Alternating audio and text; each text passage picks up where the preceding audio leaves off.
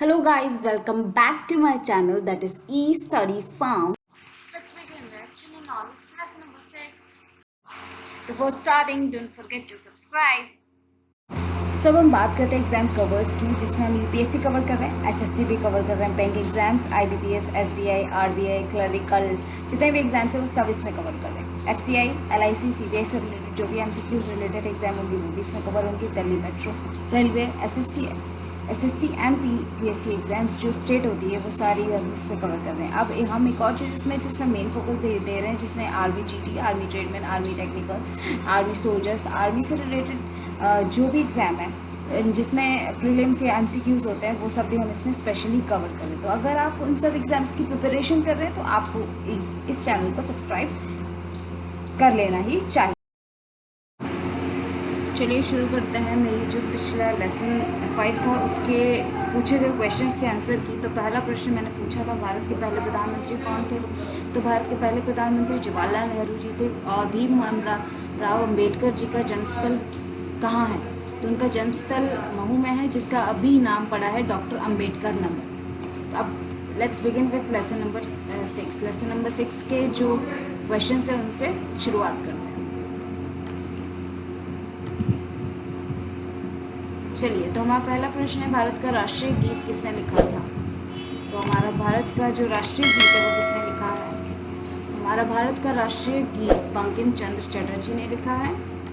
सो बंकिम चंद्र चटर्जी जी जो थे वो एक उपन्यासकार, कवि, गद्यकार और पत्रकार थे। ठीक है, इन्होंने भारत का राष्ट्रीय गीत लिखा है जो कि वंदे मातरम है। अब भारत का जो राष्ट्रगान है जो कि हमारा जन गण मन है वो रविंद्रनाथ टैगोर जी ने लिखा है। उसके साथ साथ इनका जो संगीत है वो भी उन्हीं ने ही दिया है। तो रविंद्रनाथ टैगोर जी ने भारत के राष्ट्रगान को लिखने के साथ साथ उसका संगीत भी दिया है। चलते हैं हमारे दूसरे प्रश्न में। दूसरे प्रश्न में जाने से पहले इस प्रश्न के साथ साथ एक सवाल आने वाला है, जिसका पहला जो कि मैं आपको जो भी सवाल इस वीडियो में मैं पूछूंगी वो आपको मैं इसकी अगली वीडियो में जो कि लेसन नंबर 7 होगा उसमें उसके सारे आंसर बताऊंगी। और आपका काम ये है कि आपको चेक करना है कि आपके क्वेश्चन आंसर सही है या नहीं। आप वो बिगनिंग में चेक कर सकते हैं एंड आज जो क्वेश्चन पूछे जाएंगे आप उसका आंसर मुझे इस वीडियो के कमेंट्स में दे सकते हैं। तो इस वीडियो का पहला क्वेश्चन है, राष्ट्रीय गीत जो हमारा है वो किस पुस्तक से लिया गया था? जो राष्ट्रीय गीत है हमारा वो किस पुस्तक से लिया गया था? चलिए चलते हैं क्वेश्चन नंबर 2 पे। महात्मा गांधी को राष्ट्रपिता सबसे पहले किसने कहा था? महात्मा गांधी को राष्ट्रपिता सबसे पहले किसने कहा था? 5 सेकंड का वक्त मिलेगा, उसके बाद मैं आंसर बता दूंगी। तो भारत को जो महात्मा गांधी थे उनको जो राष्ट्रपिता नेताजी सुभाष चंद्र बोस जी ने कहा था। नेताजी सुभाष चंद्र बोस जी ने कहा था। अब जो सुभाष चंद्र बोस जी थे उनका जन्म 23 जनवरी 1897 में हुआ एंड जो कि नेताजी के नाम से भी जाने जाते थे। इन्होंने 2 प्रमुख नारे दिए थे जिसमें उनका पहला नारा था जय हिंद और दूसरा नारा था तुम मुझे खून दो मैं तुम्हें आज़ादी दूंगा। इनका पहला नारा था जय हिंद एंड दूसरा नारा था जिसमें तुम मुझे खून दो मैं तुम्हें आज़ादी दूंगा था। चलते हैं हमारे तीसरे प्रश्न में। हमारा राष्ट्रीय पंचांग कौन सा है? हमारा राष्ट्रीय पंचांग कौन सा है? तो हमारा राष्ट्रीय पंचांग है शक संवत। हमारा राष्ट्रीय पंचांग है शक संवत। राष्ट्रीय पंचांग के साथ साथ मेरा एक प्रश्न है कि हमारा राष्ट्रीय वृक्ष क्या है? कमेंट में डाउन कमेंट को बताइए कि हमारा जो राष्ट्रीय वृक्ष है वो कौन सा है।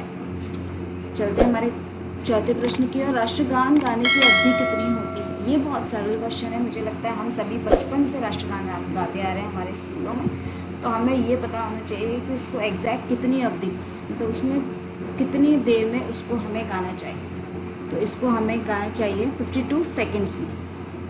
52 सेकेंड्स में। चलते हैं हमारे पांचवें प्रश्न की ओर। रेडियो एक्टिवता की खोज किसने की? रेडियो एक्टिवता की खोज किसने की थी? सो रेडियो एक्टिवता की खोज हेनरी बैकरल ने की थी। रेडियो एक्टिवता की खोज हेनरी बैकरल ने की थी। हेनरी बैकरल ने की थी। इसी के साथ एक क्वेश्चन आता है कि रेडियो एक्टिवता जो थी, ये जो शब्द था वो किसने गढ़ा था? मतलब who coined the term radio activity, किसने ये शब्द गढ़ा था? चलते हैं हमारे छठे क्वेश्चन पे। एक्सरे का आविष्कार किसने किया था? एक्सरे का आविष्कार किसने किया था? एक्सरे का आविष्कार रॉन्टजन ने किया था। रॉन्टजन ने किया था। रॉन्टजन ने किया था। अब रॉन्टजन का जो इंग्लिश में स्पेलिंग्स है वो आप देख सकते हैं। इनका नाम पूरा नाम था विलियम कॉनराड रॉन्टजन। इन्होंने जो एक्सरे का आविष्कार किया था वो 1895 में किया था। इन्होंने एक्सरे का आविष्कार 1895 में किया था। चलते हैं हमारे 7th क्वेश्चन की ओर, जिसमें लिखा है मानव शरीर की किस ग्रंथि को मास्टर ग्रंथि कहा जाता है? आई रिपीट, जो हमारे मानव शरीर होता है उसकी कौन सी ग्रंथि को मास्टर ग्रंथि कहा जाता है? तो ये है पीयूष ग्रंथि। पीयूष ग्रंथि को मास्टर ग्रंथि भी कहा जाता है। अब चलते हैं हमारे 8वें प्रश्न की और इसके साथ साथ पहले एक और क्वेश्चन भी पूछ लेते हैं कि जो मानव शरीर की सबसे छोटी ग्रंथि है वह कौन सी है? आपको ये कमेंट में बताना है कि जो मानव शरीर है उसकी सबसे छोटी ग्रंथि, ठीक है, which is the smallest gland of human body, ठीक है। तो अब 8वां प्रश्न है, कार्बन का सर्वाधिक शुद्ध रूप कौन सा है? इसकी हिंट मैं दे सकती हूँ। यह बहुत खूबसूरत होता है और हर लड़की को यह चाहिए, मतलब गोल्ड से भी ज़्यादा हर लड़की को ये चाहिए ही चाहिए होता है। तो वो है हीरा, जिसको डायमंड बोलते हैं। अब चलते हैं हमारे 9वें प्रश्न की ओर। पेस मेकर का संबंध शरीर के किस अंग से है? आई रिपीट, पेस मेकर का संबंध शरीर के किस अंग से है? सो पेस मेकर का संबंध हमारे हृदय से है। पेस मेकर का संबंध हमारे हृदय से है। इसी के साथ एक और क्वेश्चन है, शरीर का वो कौन सा अंग है जो विश्राम कभी नहीं लेता है? तो हमारे शरीर का एक अंग ऐसा है जो कभी भी रुकता नहीं है, कभी भी रेस्ट नहीं लेता, विश्राम नहीं करता। वह कौन सा अंग है वो मुझे आप कमेंट में बताइए।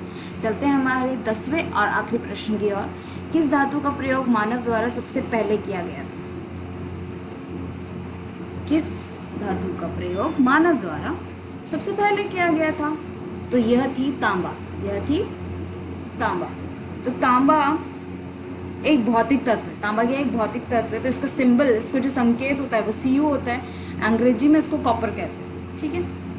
तांबा को अंग्रेजी में कॉपर कहते हैं। तो यहाँ पे हमारा जनरल नॉलेज वीडियो फिनिश होता है। आपको कैसा लगा मुझे कमेंट में बताइए। थैंक यू सो मच कि आपने मेरा वीडियो देखा।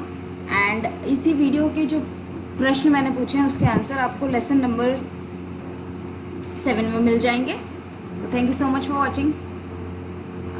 ख्याल रखिए, मम्मी पापा का ख्याल रखिए, पेड़ों का ख्याल रखिए, आसपास जो नीडी पीपल है उनका ख्याल रखिए। धन्यवाद।